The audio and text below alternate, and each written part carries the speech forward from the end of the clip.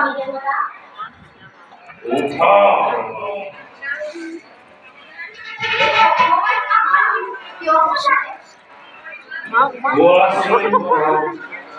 ৰাজ্যত অশান্তি হলে ৰাজাই কি কৰিব আৰ সেই অশান্তি দূৰ কৰিবলৈ আপন জনক ত্যাগ কৰিবলৈ দিয়া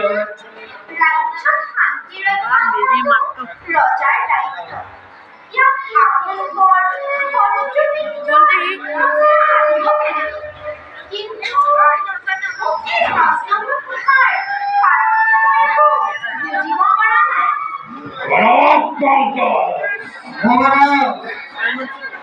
মহাৰানী দেবাদিদেৱ মহাদেৱে কৈছে ৰাজ্যৰ অশান্তি কামত ৰাজ অদেশ ৰোধেই আছে আৰু ৰাজ অন্তেপুৰৰ পৰা সেনাপতি পঠাই মোক মাতি অনা হৈছে ইয়াৰ অৰ্থ এয়াই যে ৰাজ্যত অশান্তি মোৰ বাবেই হৈছে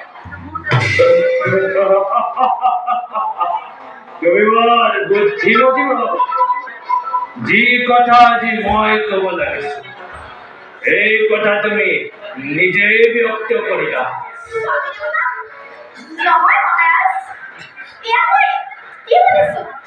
এয়া সঁচানে সঁচা মহাদেৱে ৰাজ্যৰ অশান্তিৰ কাৰণ তুমি বুলিয়ে কৈছে কিন্তু মই কৰিলো কি ৰাজ অন্তেপুৰত থাকি আপোনাৰ সেৱা কৰাৰ বাহিৰে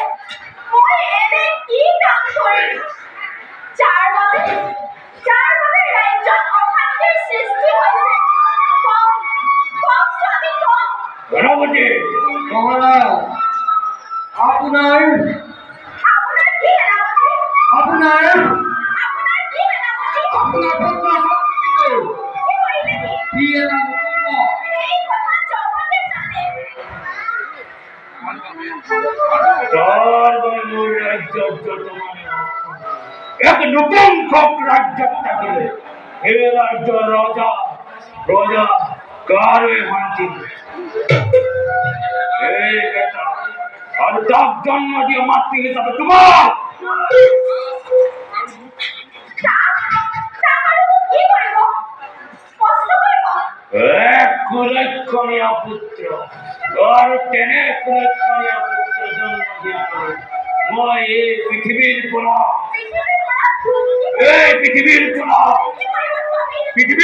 চিৰ বিদায় দিম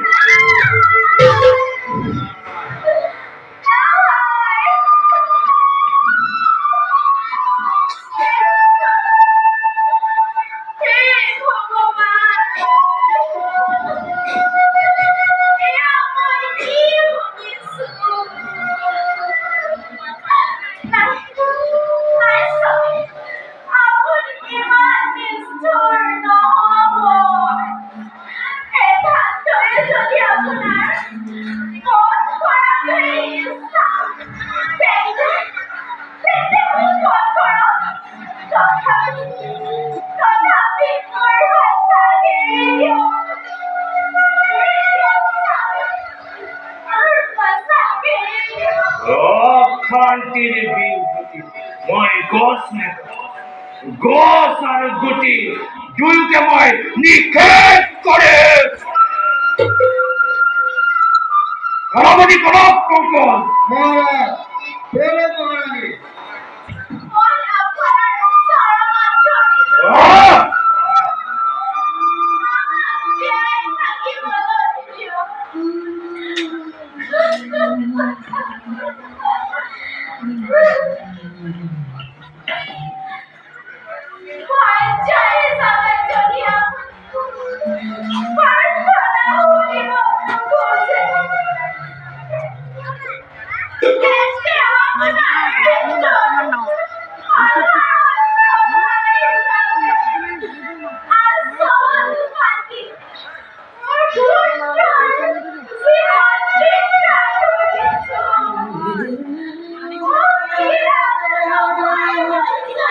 গণপতি নয় গো এই নাৰী উত্তম আপনাৰ পাওনি ওই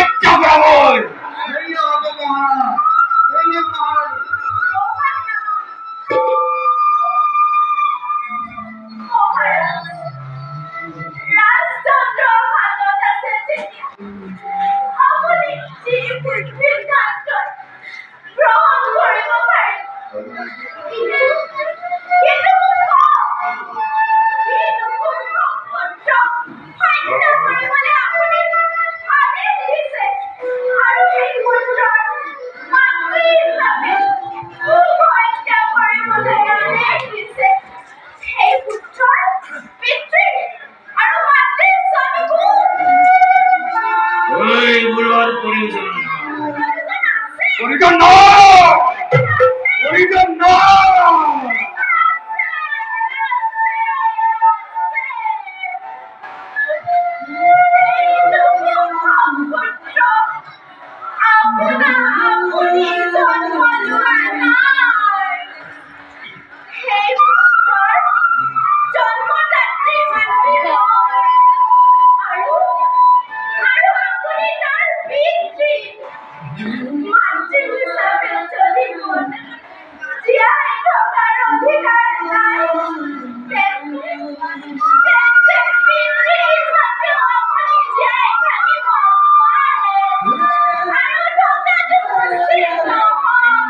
সেনাপতি